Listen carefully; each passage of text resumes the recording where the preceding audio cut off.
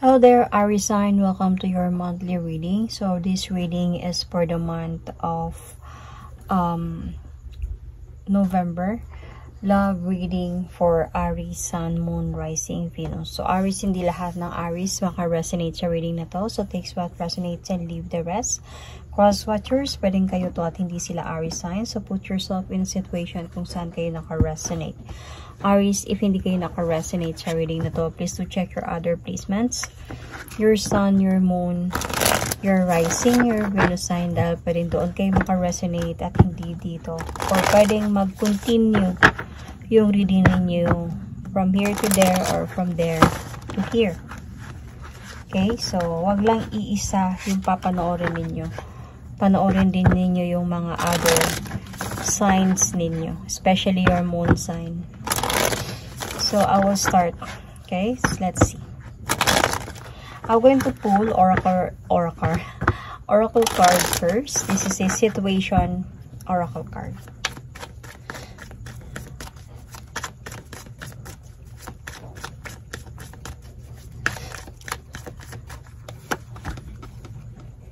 Lockbox, close in, trap, frustrated. So trap, frustrated, lock. So meaning your person, or might be you, Aries, is trapped in a situation, trapped in a relationship.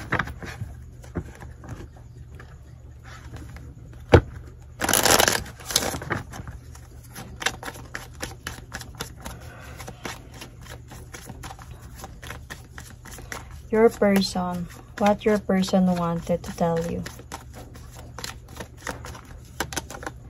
I don't react when people mention you. So, ang nag-gets ko dito sa mga oracle cards na to, feeling ko Aries, okay? You walk away from this relationship. So, remember, cross-watchers, pwedeng kayo to at hindi sila Aries sign, okay? Itong reading na to para sa inyo at hindi para kay Aries. Remember, pwedeng ganun, pwedeng hindi. So, kasi ang nararamdaman ko dito, ikaw Aries, okay? Since Aries, okay? Is like, feeling ko, na-lock in ka into a relationship na hindi ka na pwedeng umalis. Kumbaga, I don't know if may nabuntis, nakabuntis. Kasi parang naipit ka ngayon eh, with that other relationship. Kasi there are person who wanted to tell you that I don't react when people mention you, meaning umiiwas na siya sa'yo. Umiiwas na siya sa'yo dahil siguro gusto niya na din mag-move on from you. So, let's see.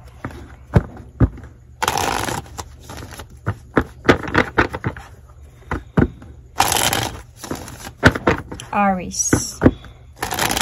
November love reading for Aries.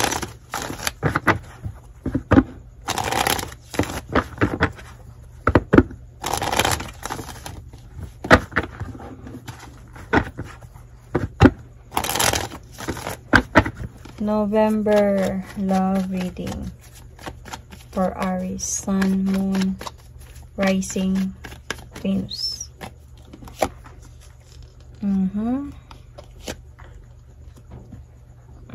Diba sabi ko baka may nabuntis, nakabuntis. Yun talaga yung naisip ko at lumabas din siya sa sa cards. This could represent as a pregnancy card, not all the time, but this could be.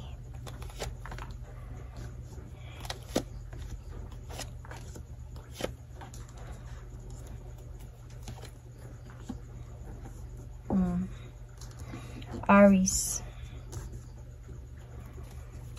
Aries, where you are right now. You are in a relationship. Long term. So, may binalikan ka, Aries. So, sabihin natin na pwede itong, as I always said, okay? Para baka mag-comment kayo, ay parang baliktad man, parang ganyan. So, pwede yan, okay? Aries, may binalikan ka. Someone na matagal na kayong dalawa. So, this is where you are right now. You are with someone na matagal na kayo. And, I think, na-lock in ka dito. So, na-trap ka dito. Okay? Kasi, yung potential challenge dito, may nabuntis. So, either Aries, if you're a man, may nakabuntis ka. If you're a woman, baka nabuntis ka nitong person na to. So, nakalock in ka into this relationship. So, pwede naman tong matagal na, pwede din naman na nag-uumpisa pa lang. Basta you are in a relationship. Kaya lang, hindi ka makaalis na dito kasi nabuntis ka or nakabuntis ka. Okay. Kasi this is the potential challenge dito. Ito yun. So, what to focus on here, Aries, is, I think, to the point na kung saan ka ngayon, you need to, kumbaga, focus na din dito. And, yung kung anong meron sa inyo ng person mo, okay, na nandito sa reading na to, is kailangan na din na, kumbaga, hayaan na lang, palipasan na lang, at hayaan na siyang mag-move on in a way. Kumbaga, hayaan na lang siya mag-move forward. And, hanggang sa maghilom yung mga sugat.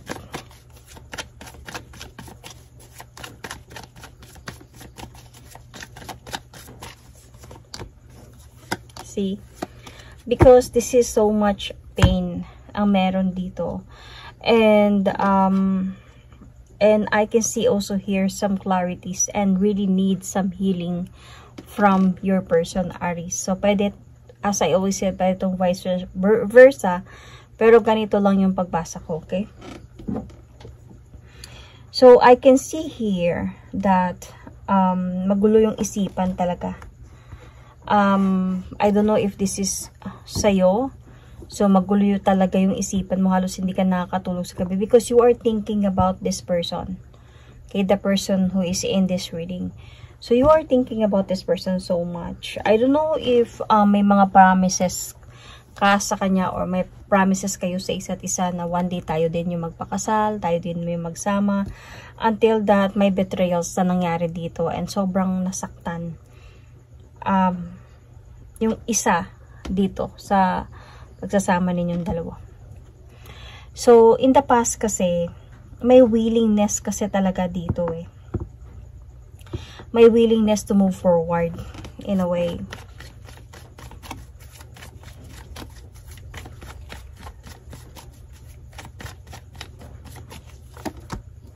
So, mayroon talagang excitement, may mga wish fulfillment. Ito nangyari in the past. But then, suddenly, biglang nagbago. Tapos, biglang, I think, hanggang sa dumating kayo sa point na naghiwalay kayo. Kasi parang, yun na nga, may nangyari. Ito na yung challenges dito. May nangyari. Nagkaroon din ng iba yung person mo. Wait lang. Alam mo na ano ako eh. Parang nahihilo ako kasi ang ina-imagine kong Aries dito is the man. Okay? Yung nai-involve dito with the third party or with the past person ba or whatever is the Aries one. Not the person. Or not, might be same Aries, could be, hindi ko lang mag-gets kasi where you are right now, Aries, is you are in a relationship. So, ikaw yung na-lock in dito eh. Ikaw yung na-trap. And that person is ayaw kanyang kausapin. So, pwede kasi ikaw yung nabuntis dito. Kasi kaya ito yung challenges dito. And in the past kasi parang nagkaroon ng, or baka either ikaw yung nabuntis or ikaw yung, or siya ba yung nakabuntis. Kaya na ano din siya. Magulo no. Alam mo kung bakit, Aries, sobrang mahal, sabihin natin na,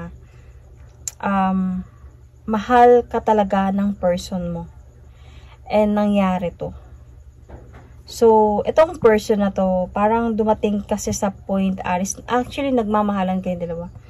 Dumating kasi talaga sa point na naipit ka sa sitwasyon, Aries. Naipit ka sa sitwasyon.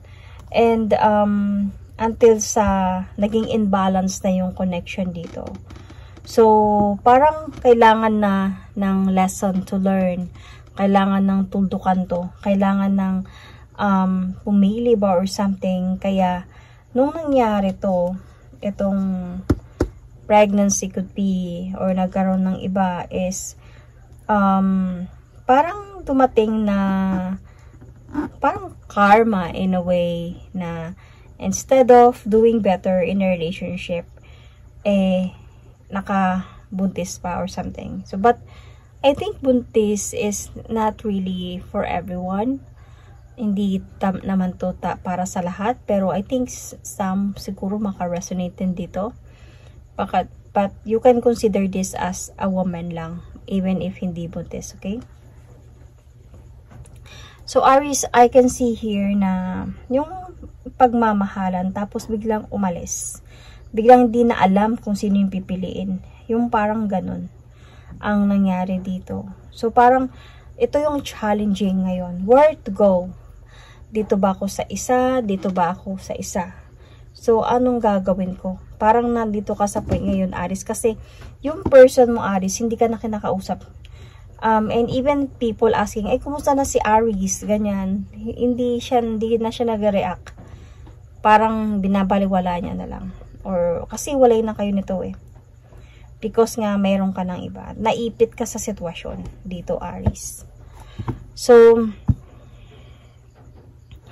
I think, Aries, your strength here is yung changes na iniisip mo na might be a time to have some changes in my life. So, yun lang yung parang pinanghahawakan mo ngayon na I think sa mga nangyaring ito, kailangan ko na din ng ayusin. Kailangan ko nang ayusin yung buhay ko. Dahil nangyari na to, wala na akong magawa. Kailangan ko nang i-end yung cycle and just have some changes in my life.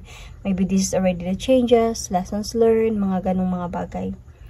So, in the near future, I can see here na mahihirapan ka actually, Aries, dito. Maybe this month of November or in the near future.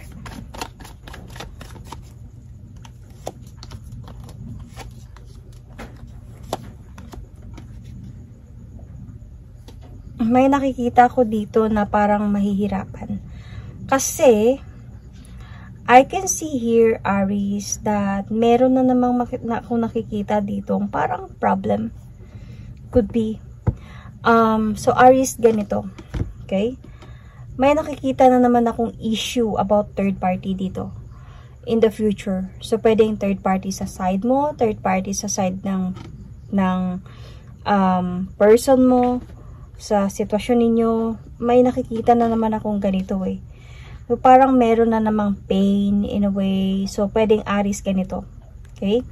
Pwedeng pinili mo to and you choose to have some changes. Dito na ako, okay na ako dito. Sige na, hindi ko na lang siya papansinin. Kahit mahal ko pa siya, hayaan ko na lang. Dito na lang ako. Tapos, biglang merong niloko ka lang pala. Sinaktan ka lang pala. Or nagkaroon lang pala ng iba. Parang ganun. So, as I always said, pwede itong vice versa. Okay? In the future, may nakikita kung ganyan. So, and that time, kung mangyayari man yun, Aries, I can see a parang decision from you na mangyayari. Parang this is the approach dito, Aries. You will going to have that decision.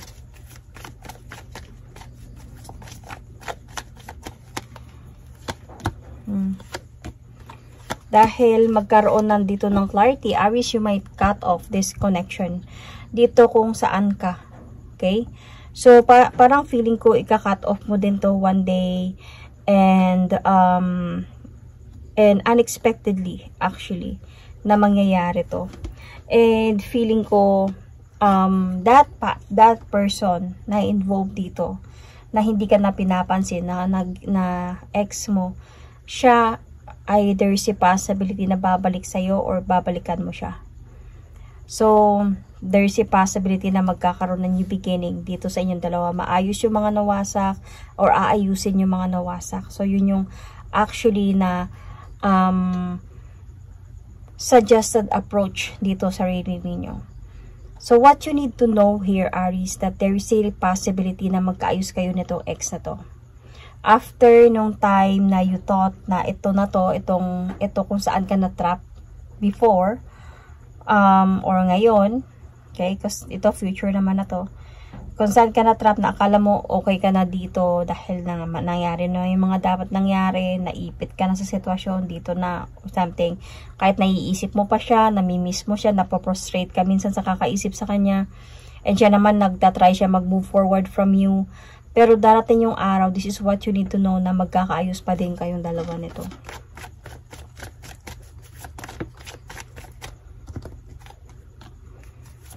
Okay.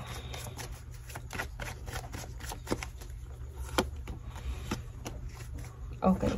But the thing here is, yung sinong nasaktan dito, Aries, hindi siya makamove on from what happened before.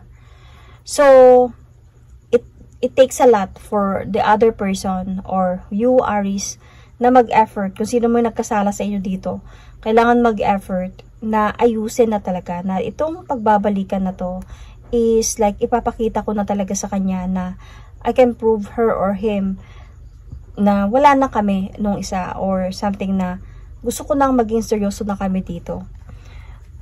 Parang tinuldukan ko na yon at gusto ko nang ayusin namin to dito ng isa. Binalikan ko na siya dahil mahal ko siya at gusto ko maging honest and sincere na this time. Gusto ko na maging peaceful yung pagsasama namin dalawa. So, ang problema yung kung sino man yung nasaktan dito is hindi siya naka-move on pa. Masakit pa sa kanya yung mga nagawa mo, Aries, or masakit pa sa kanya yung mga nangyari. Kung sino man sa inyo, okay? So, yung hope dito is yung parang wala ng problema na dadating pa. Hindi na mabigat yung problema na dadating pa. Kasi ito pa lang is mabigat na talaga. So, hoping na hindi na wala nang mas mabigat pang problema na dadating pa. But yung fear is paano pag maulit na naman yung dati. So, this is what your fear here, Aries, or the fear of the other person. So, the potential future here, Aries, is still, this is your card actually, the Emperor card. I can see a parang responsibility. So, possible dahil baka nagka-responsibility talaga siya doon sa isa.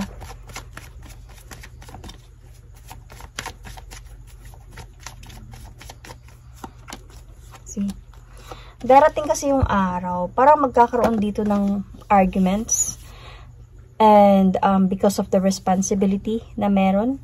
So, pwedeng magkakaroon ng mga conflict or misunderstanding. So, kailangan lang talaga dito is, of course, yung balance, yung pagsasama ninyong dalawa. Naiintindihan ninyo yung mga nangyayari, pinag-usapan ninyo, tinuldukan ninyo, at inayos na ninyo yung pagsasama ninyo. At wag na kailangan na ibalik pa yung kung ano man mga issue before, kung wala naman na talaga. Hayaan nyo na lang yung pareho kayo na nagmamahalan sa isa't isa. Okay? Just move forward na lang. For example, man, Aries, okay, nagkaanak ka sa iba, kailangan din na nung person mo is like, since nagkabalikan naman na kayo, so ayusin na lang talaga and to prove na wala na talagang issue about that past person. So example naman, Aries, na yung person mo yung nabuntis or nakabuntis, then same thing pa rin. Kumbaga, wag nang kung ano man yung mga napagdaanan ninyo, wag nang ipasok pa dito sa bagong chapter ng pagsasama ninyo para maging masaya, 'di ba? Para maging mas magpapatuloy pa. Kasi may nakikita kasi ako ditong confusions lalo na when we talk about responsibility, which did happen sa challenges dito sa reading mo for merong pregnancy card. So, Aries, I can see sign here, same Aries, or this might be you. I can see Taurus, I can see Aquarius, Cancer, Libra, Sagittarius, what else? Libra, Taurus, Cancer, Scorpio, Pisces, Gemini. So, Sun, Moon, Rising, Venus. That is my reading for you for the month of November, Aries. Thank you and God bless.